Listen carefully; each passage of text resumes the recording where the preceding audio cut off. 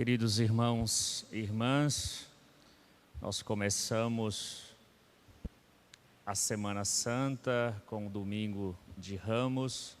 Este dia para nós, que nos é apresentado, também já foi conhecido como o dia ou a Semana Maior que nós assim iniciamos. Depois de 4 semanas preparatórias, em que nós buscamos aprofundar a nossa vida de oração, a escuta da palavra de Deus, o exercício da caridade, da penitência, nós chegamos nessa semana, em que nós iremos celebrar, vamos dizer, o ápice da nossa fé.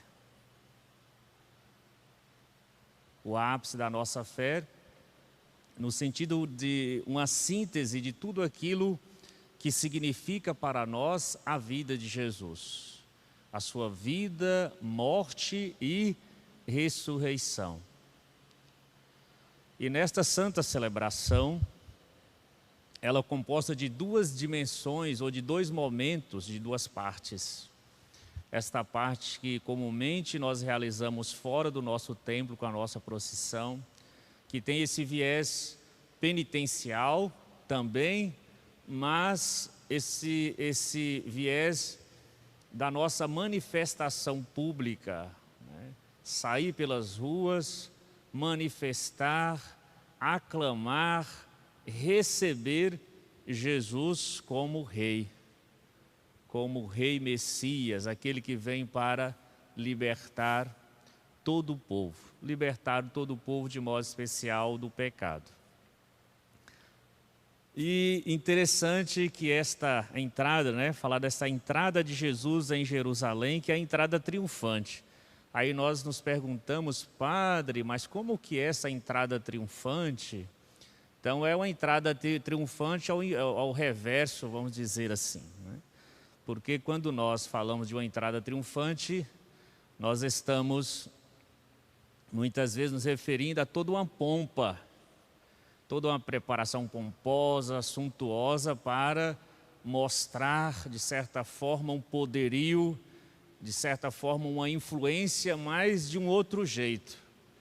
Se a gente for pensar que hoje, quando alguém está se preparando para a guerra, vai fazer uma apresentação de força com todos os carros, com todo o exército, os aviões. Então não é essa demonstração, não é essa entrada triunfante nestes termos que Jesus faz. Mas é uma entrada que exatamente Jesus escolhe um instrumento para ressaltar a dimensão da humildade, da simplicidade, em que o reinado, o seu reino, ou o reino que ele vem instaurar, não passa pelo poder, não passa pela violência, não passa pela arrogância, mas passa pelo amor. Mas passa pela fragilidade, pela simplicidade ali colocada até na figura de um jumento. Como é que alguém vai para uma guerra e ali ele está decidido que ele vai levar a sua missão até as últimas consequências e vai de jumento para esta guerra? Então é algo que não dá para a gente às vezes compreender bem. Mas Jesus está dizendo para nós, eu não vim para propagar a violência, mas eu vim para propagar a paz. Eu vim para amar. Eu vim para tirar o pecado do mundo. E tirar o pecado do mundo, instaurar a paz, não passa por esta força que mata, que extermina a vida do homem. Vamos pensar nesse triunfo de Jesus, nesta abertura do nosso coração para acolhê-lo, para deixá-lo de fato triunfar em nossa vida. Este acolhimento sincero com o nosso coração, com as nossas atitudes. E o segundo momento que nós já realizamos dentro da nossa igreja este ano totalmente diferente. A única celebração que nós, assim, fazemos a narração da paixão de Jesus. E aqui nós fazemos com a Santa Missa, para demonstrar este lado triunfante de Jesus, mas ao mesmo tempo a sua morte, a sua paixão, que culmina na ressurreição. Outro dia que nós, assim, narramos a paixão, é na sexta-feira, que é o único dia no ano que nós não temos missa. Nós não temos missa, não se celebra a missa, porque aquele que é o sentido maior da celebração morre. Então, queridos irmãos e irmãs, então celebrar esta Santa Eucaristia é celebrar essa abertura do nosso coração, é celebrar a proposta que Deus nos faz de, com Jesus, participar, com Jesus viver, com Ele também morrer, participar dos sofrimentos, das suas dores.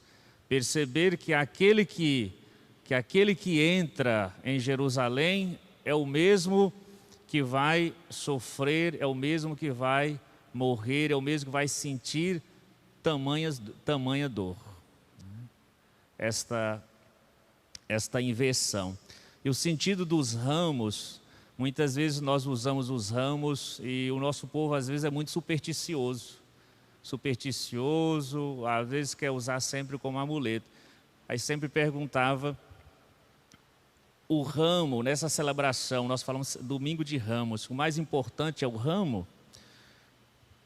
Seu Padre Everett costuma contar uma historinha de um gato preto, numa casa em que se ia rezar, e sempre que se reunia a comunidade, ali as famílias para rezar naquela casa,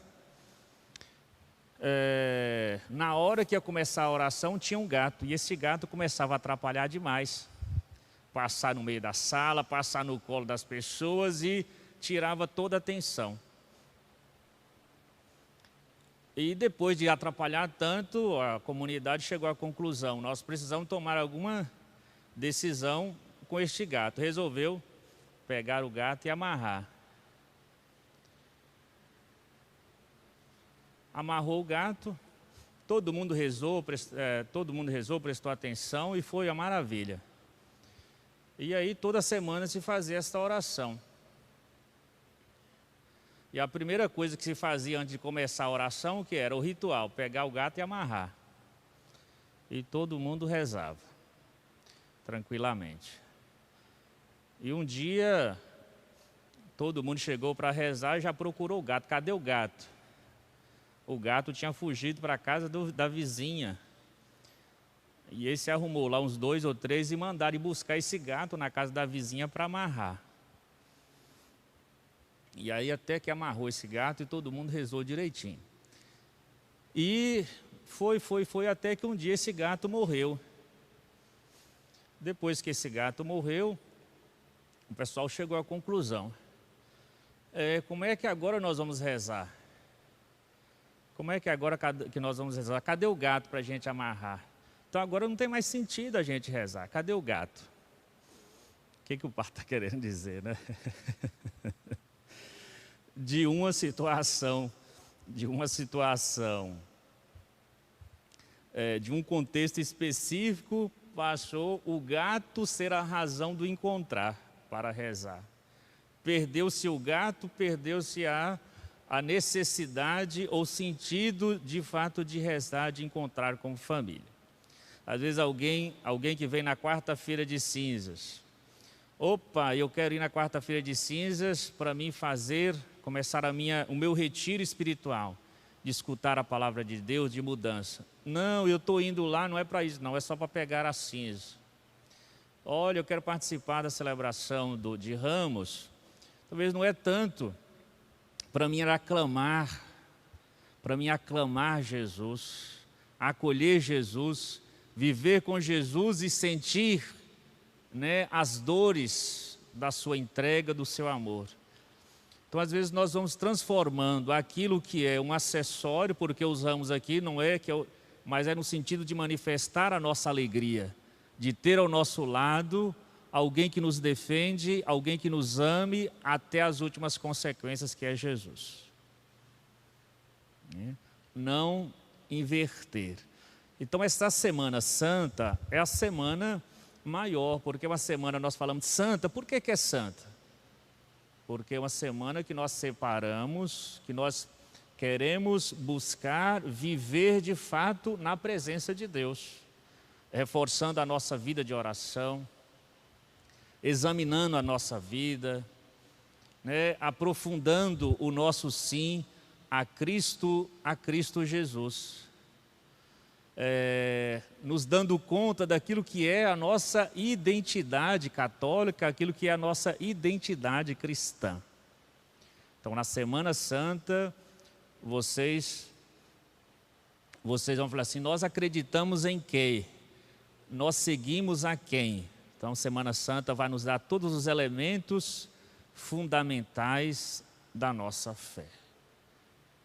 Para onde nós vamos, qual o caminho que nós seguimos, qual o estilo de vida que nós devemos assumir, que nós devemos propagar entre nós, como este caminho que trilhou Jesus, que não foi o caminho da divisão, não foi o caminho da força pela força, mas é um caminho que a força maior é o amor partilhado.